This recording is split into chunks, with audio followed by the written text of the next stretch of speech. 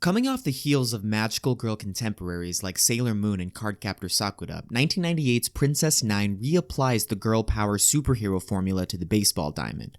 It's a sports show with your typical training montages and tournament arcs. It has all the love triangles of a romance, all the uniforms and procedures of a high school drama, and all the deaths and near deaths of a Lifetime original movie. But what keeps Princess Nine grounded despite its diverging plot points is a clear theme that touches every one of its characters.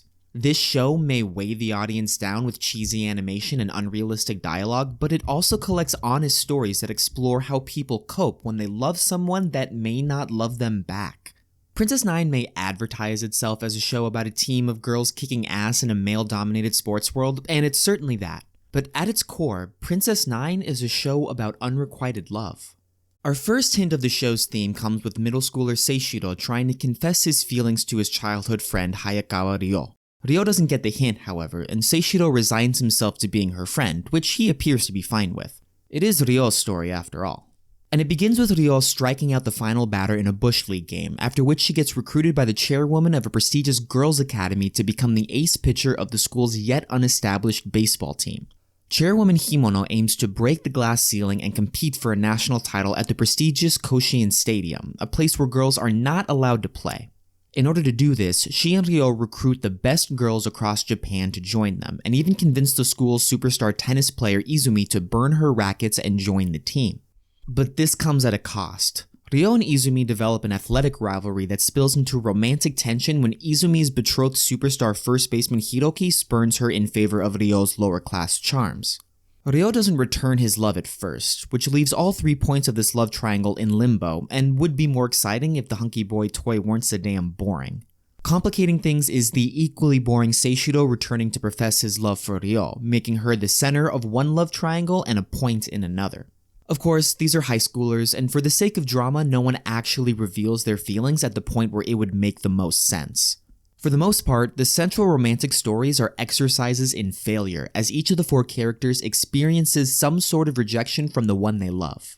Those are the most obvious examples, but rejection plays a role in a few subplots as well. The team's shortstop Kanako initially hesitates to join the team because it would defy her father's wishes, eventually deciding to play in disguise to sneak around his totalitarian rules. The aspiring idol Yoko only joins the team for the potential media attention it would bring as a last-ditch effort to get famous when talent agencies spurn her auditions. And the catcher Mao on a judo scholarship switches sports when she can't parlay her martial arts talents into high school success. The funniest and most disappointing example of this, however, comes during the school's play-in game against a perennial powerhouse boys' academy. Our heroes know they will be physically and strategically overmatched, so they decide to exploit their opponent's uncontrolled hormones by unleashing their feminine charm on the boys. It's ultimately an excuse for gratuitous fan service, but framed in a way that gives our characters agency in a show all about women's empowerment. It quickly turns from funny to real, however, when the tables turn on our heroes. The boys snap out of their trance not because they realize they're being played, but because they convince themselves that these girls are too pretty not to already have boyfriends. Never mind that none of these girls is actually dating anyone, because even the thought of rejection can be powerful motivation. But all of this pales in comparison to the show's media subplot, a relationship that explores power, feminism, unrequited love, and rejection in a neat little package. This is not the relationship between our hero Ryo and anyone else, but the ongoing struggle between Izumi and chairwoman Himono, who also happens to be her mother.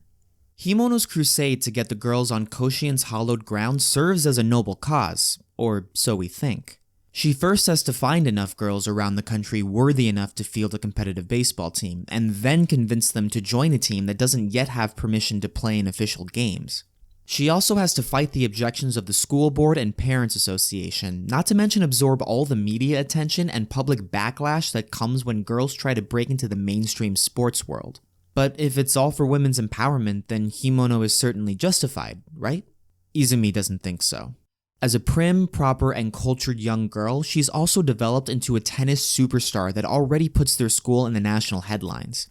Izumi is a renaissance woman, but still struggles for her mother's attention, and Himono's renewed focus on the potential laughingstock of a girls' baseball team understandably earns Izumi's objections. They're not unfounded either. When her mother falls asleep at home, Izumi discovers a locket around her neck that contains a picture of an unfamiliar man in a baseball uniform. When Ryo reveals the picture is of her late father, Izumi's worldview spins as she realizes her mother has ulterior motives for the baseball team. Because it's not just the high schoolers burdened by unrequited love in this show, it's the grown-ups too.